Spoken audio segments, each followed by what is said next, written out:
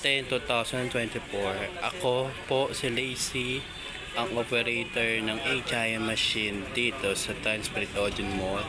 Nagamit to ng 7 days at may total meters 104.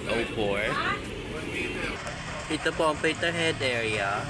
Ang huling palit ng colored ay February 26, 2024 at ang white head naman ng May 4, 2024. Ito po ang aking capping area na may 90% condition. Head clean. Punasan ng wiper after head clean. Nozzle test.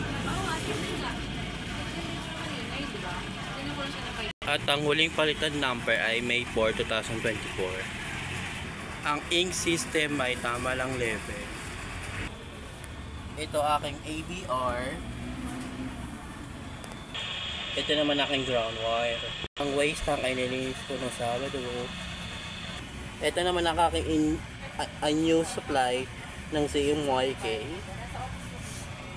Ito naman aking unused supply na powder, 3 at isang wap white at ang unused supply. Ito naman ang ating DTF field 9.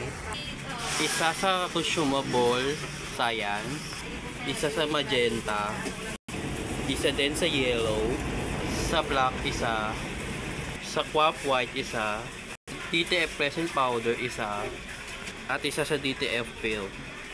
Daily output at daily checklist. DTF weekly